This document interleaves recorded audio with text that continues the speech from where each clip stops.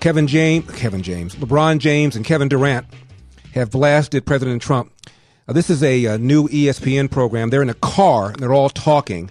The Warriors said, if we had an invite, we're not going to the White House. LeBron, you called the president a bum. Yeah, straight up. How do you describe the climate for an athlete with a platform nowadays that want to talk about what's happening in our world? Well, the climate is hot. The number one job in America, the point of person, is someone who doesn't understand the people and really don't give a about the people. When I was growing up, there were like 3 jobs that you look for inspiration or you felt like these were the people that can give me life. It was the President of the United States, it was whoever was the best in sports, and then it was like the greatest musician at the time. You never thought you can be them, but you can grab inspiration from. I feel like I can be, you know, if it was a neighborhood African-American cop and he was cool as hell, come around, you know, I feel like I could be him. It's easy to be. Yeah, I could be him, but I never felt I could be the President of the United States, but I grabbed inspiration from that. And this time right now, with the President of the United States, it's at a bad time. And while we cannot change what comes out of that man's mouth, we can continue to alert the people that watch us, that listen to us, as this is not the way. When we're talking about leadership and what's going on in our country, it's all about leadership. And I learned that playing basketball. You know, I learned a lot of life skills from playing basketball. You need to empower people. You need to, you know, encourage people. And that's what builds a great team. And I feel like our team as a country is not ran by a great coach. It's not even a surprise when he says something. It's not even a surprise. It's like I was born here, and I was raised here, and dadgummit, I'm gonna die here. And no skywinding, bushwhacking, hornswoggling, crocker is gonna roll my biscuit cutter. Now, who can argue with that? What's the over-under on when I'm going to be called racist? Laura Ingraham criticized Messrs. James and Durant, and she got called racist, and that became the setup for the All-Star game. I turned on to watch an All-Star game, and politics broke out. 888-971-SAGE. If you were tuning in Saturday to watch some three-point shooting or some slam dunk contest, you were greeted with this. So there was a media availability today, and LeBron James finds himself in the middle of a controversy after he and Kevin Durant carry champion. Have you seen what the video they shot? They're driving around Cleveland, visiting some of the spots that were pivotal in the career and the development of LeBron James. And in the course of the conversation, he said the climate is hot, the number one job in America. The appointed person is someone who doesn't understand the people. Well, he doesn't give a blank about the people. When I was growing up, there were like 3 jobs that you looked for inspiration. The President of the United States. Now, they're out in front of Staples Center, crowd behind them. This is Ernie Johnson speaking. It was whoever was the best in sports, and it was the greatest musician at the time. You never thought you could be them, but you can grab inspiration from them. Both LeBron James and Kevin Durant were critical of President Trump in the course of that interview with Kerry Champion. And so then if you were seeing it, and I encourage you to get on the computer, watch all 15, 16 minutes of that, and then the response on Fox from Fox News from Laura Ingraham was this. Oh, and LeBron and Kevin, you're great players, but no one voted for you. Millions elected Trump to be their coach. There was a reference that Durant had made to, it's like you have a coach who's not very good at it. So keep the political commentary to yourself, or as someone once said, shut up and dribble. That from Laura Ingraham. And so the response today from LeBron James to that. We're back to everything I've been talking about over the last few years. So it lets me know that, you know, everything I've been saying is correct for her to have that type of reaction. Everything you've been saying is correct for her to have that kind of reaction? What? But we will definitely not shut up and dribble. I would definitely not do that. I mean too much to society. I mean too much to the youth. I mean too much to to so many kids that feel like they don't have they don't have a way out and they need someone to help lead them out of the situation they're in. The best thing she did is going to help me is create more awareness. So I appreciate her for even giving me even more awareness for me to sit up here in the greatest weekend of the NBA All-Star Weekend. This is the best weekend of the NBA, where all the countries in the whole entire world come watch the greatest players in the world, no matter if they're a part of Thursday, Friday, Saturday, or Sunday. And I get to sit up here and talk about social injustice, equality, and why a woman on a certain network decided to tell me to shut up and dribble.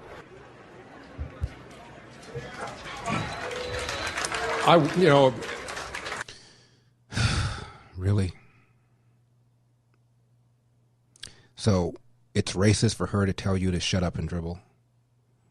You can call the president a bum, but if somebody tells you to shut up and dribble, that's racist. Unbelievable. I watched that. I watched what Durant and LeBron said with Gary Champion in that car. I don't know if you guys have watched that video. And there were strong takes from both of them on the president and on the state of the country right now. And that's the thing about this country is we can do that. You know, we can voice our opinion on that.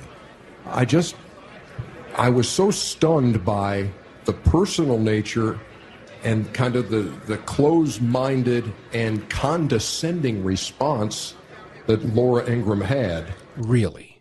So these guys can say this. The Warriors said, if we had an invite, we're not going to the White House. LeBron, you called the president a bum. Yeah, straight up. How do you describe the climate for an athlete with a platform nowadays that want to talk about what's happening in our world? Well, the climate is hot. The number one job in America, the point of person, is someone who doesn't understand the people and really don't give a about the people.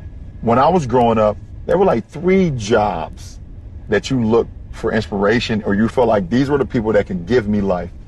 It was the president of the United States, it was whoever was the best in sports, and then it was like the greatest musician at the time. Is that like you never thought you can be them, but you can grab inspiration from them. I feel like I can be, you know, if it was a Does this sound like somebody who understands the country? Really? African-American cop, and he was cool as hell, come around. You know, I feel like I could be him. It's easy to be. Yeah, I could be him, but I never felt I could be the president of the United States, but I grabbed inspiration from that. And this time right now, with the president... Didn't we just have a black president? Just saying. The United States, it's at a bad time. He says he means a lot to people who feel they have no way out. Well, the way out is to do 2 good, hard hours of homework every single day. As James Q. Wilson said, you need to do 3 things to avoid poverty. Finish high school, don't have a kid before you're 20 years old, and get married before you have the kid.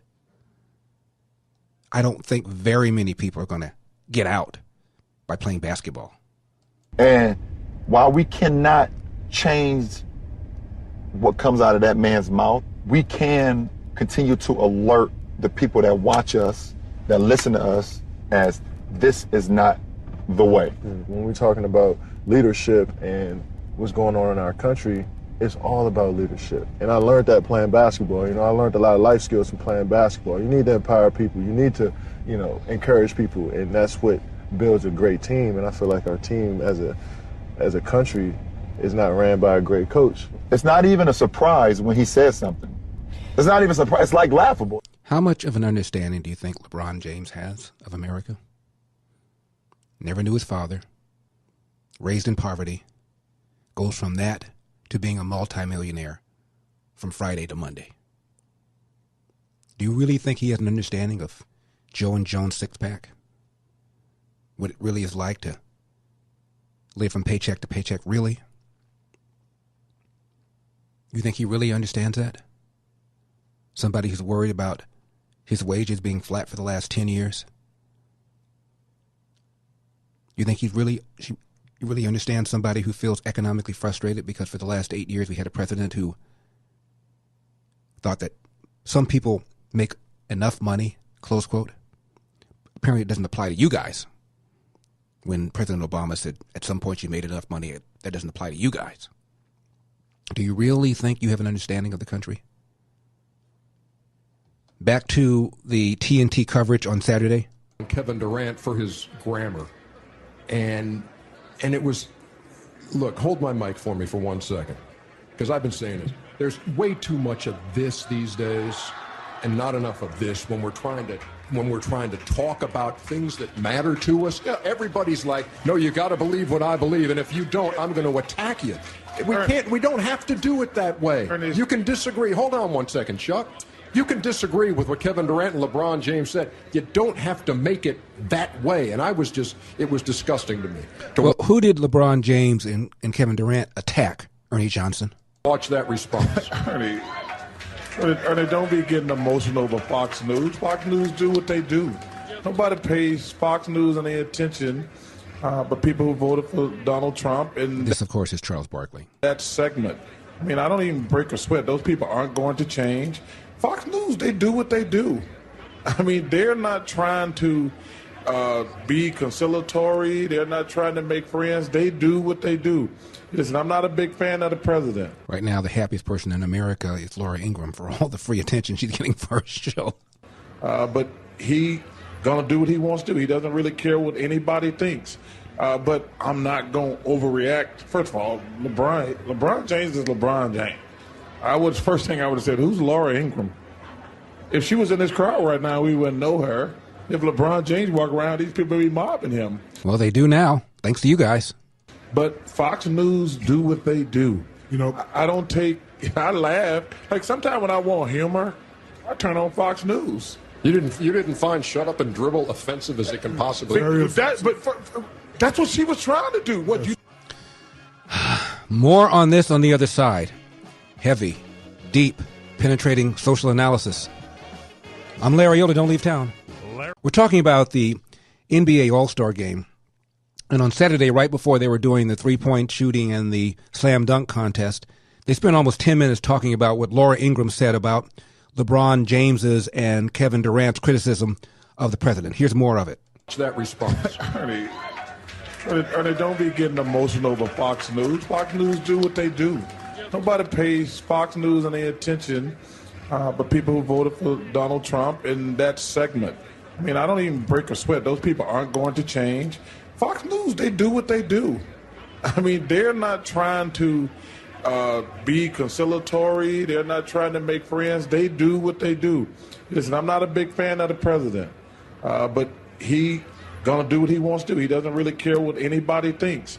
But I'm not going to overreact. First of all, LeBron James is LeBron James. First thing I would have said, who's Laura Ingraham? If she was in this crowd right now, we wouldn't know her. If LeBron James walked around, these people would be mobbing him. But Fox News do what they do. You know, I laugh. Like sometimes when I want humor, I turn on Fox News. You didn't find "shut up and dribble" offensive as it can possibly be. That's what she was trying to do. What, you think she was trying to be friends? If somebody's trying to make me mad, I'm not going to get mad.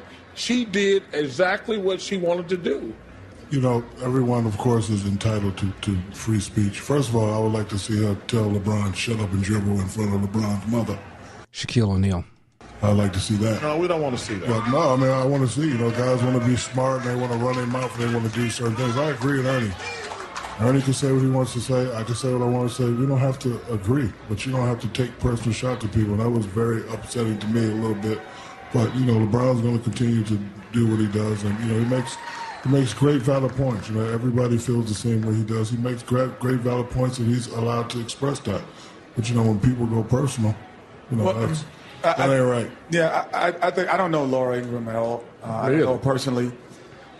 But to me, it was one of the dumbest statements I've heard only because of this. It actually contradicted everything that she was saying. It's Kenny Smith.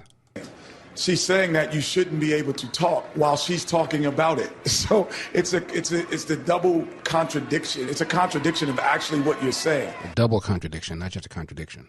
And secondly, the shut up and dribble comment, this exposes her in terms of, I think when there was exposes her in terms of. My dad was growing up, and there was, and then it was the 60s and 70s. Yeah.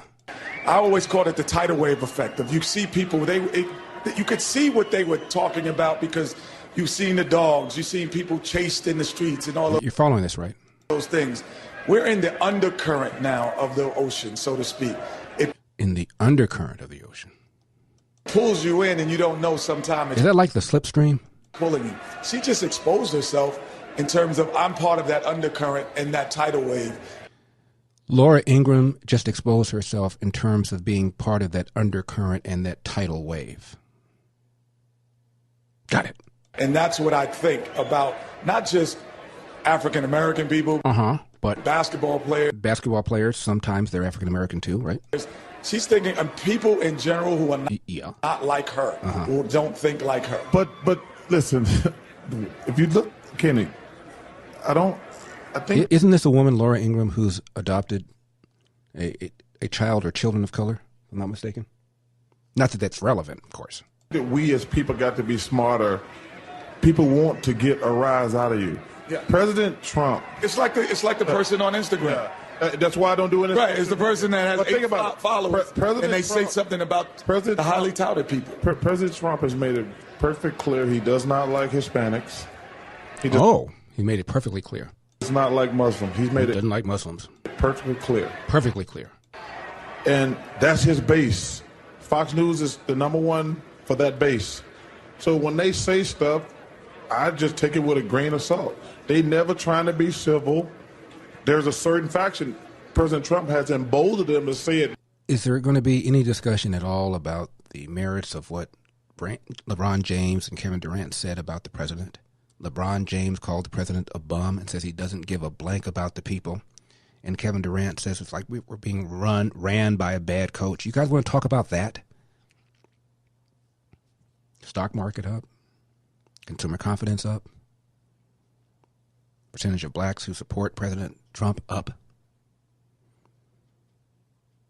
More and more people are now realizing bigger paychecks because of the tax cut.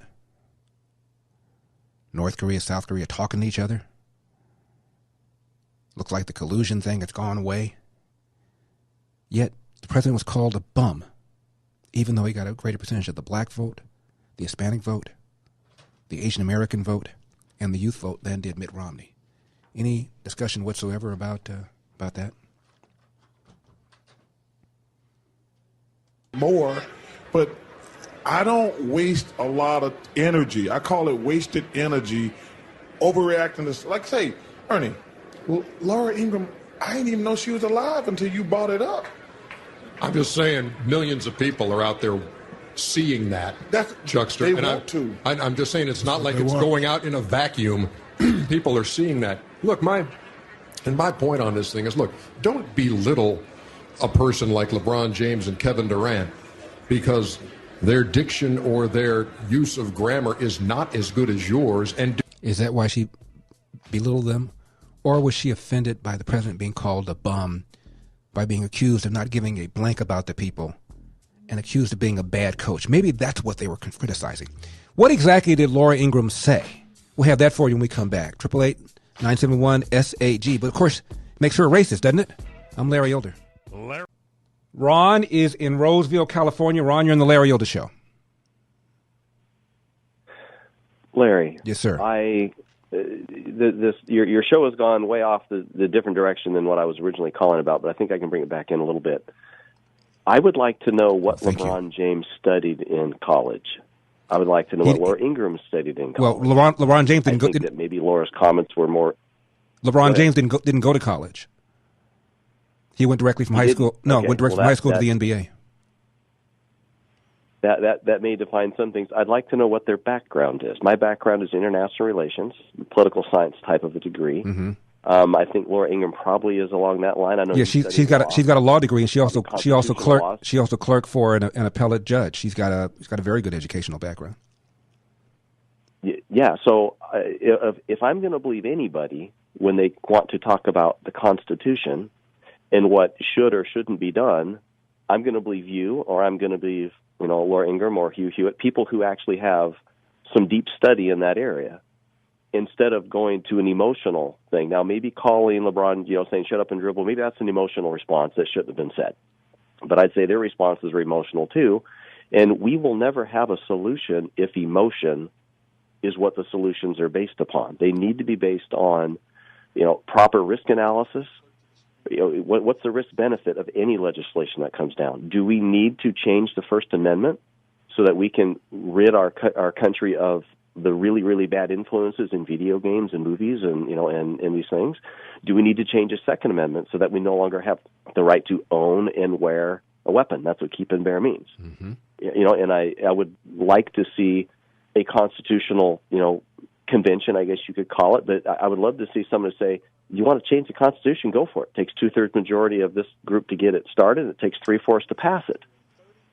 Well, Ron, you make great points. As far as Laura Ingraham is concerned about the shut up and dribble comment, Laura Ingraham wrote a book called Shut Up and Sing, where she was talking about celebrities who give ill-advised opinions, ignorant opinions in her view. So it's an expression she uses a lot.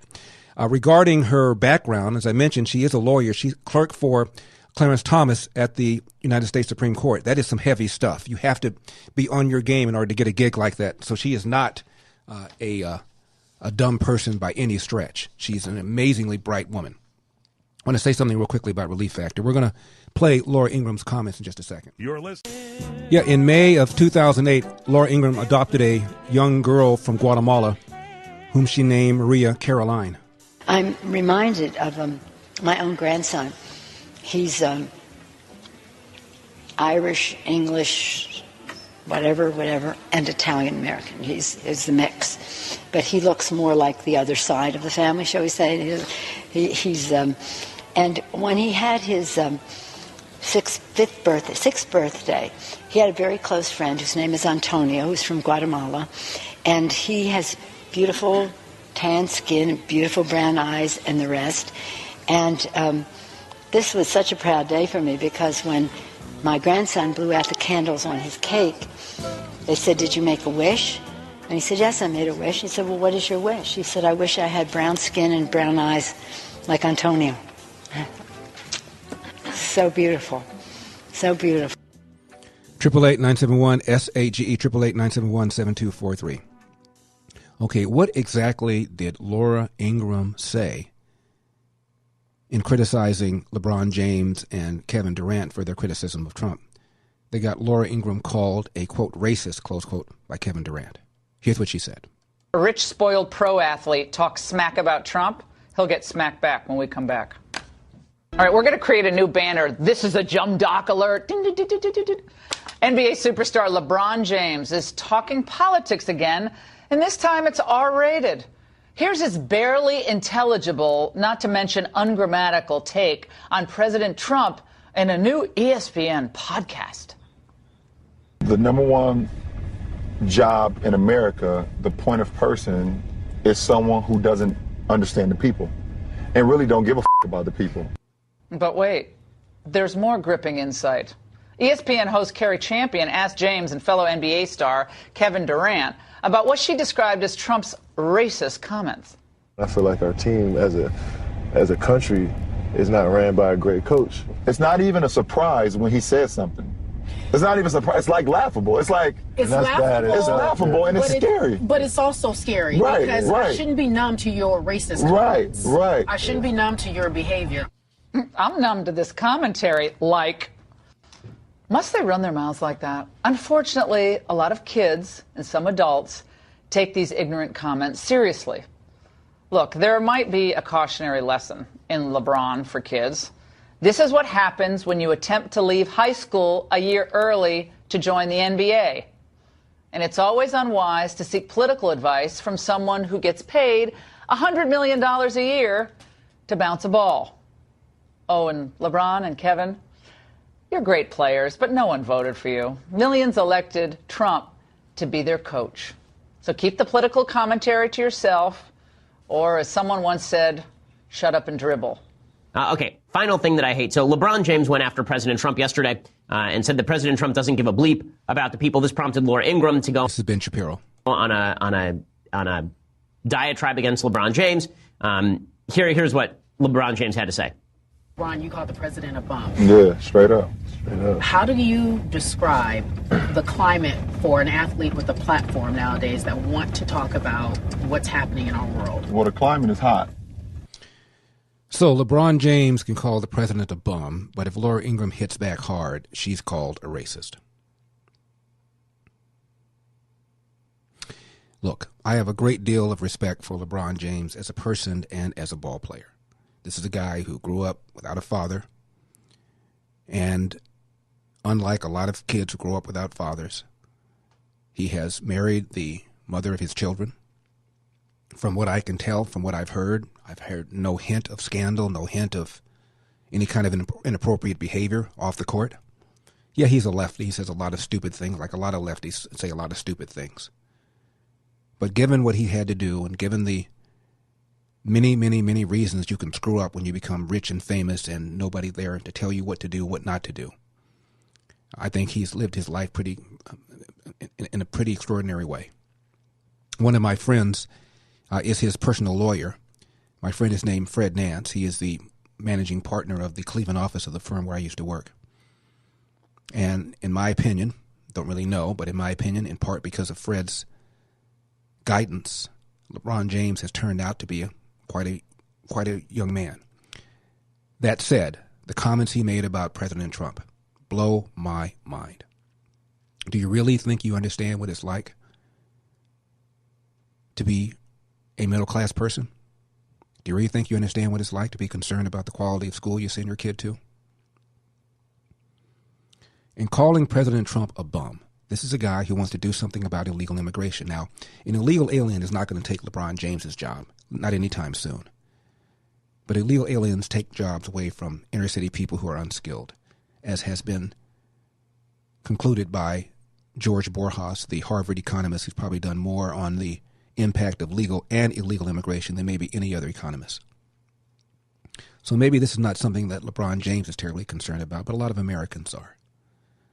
And LeBron James was rich before Trump. He'll be rich after Trump, but a lot of people have benefited from the tax cuts. And $1,000 may be crumbs to somebody like Nancy Pelosi or to somebody like LeBron James, but they're not crumbs to the average person in this country. So I think Laura made a very good point about LeBron James being clueless about how middle-class America is. And I think Laura Ingraham is fine to criticize somebody who refers to the President of the United States as a bum. What do you hear what Dwayne Wade tweeted about all of this? All that's coming up. I am Larry Elder. Do not leave town.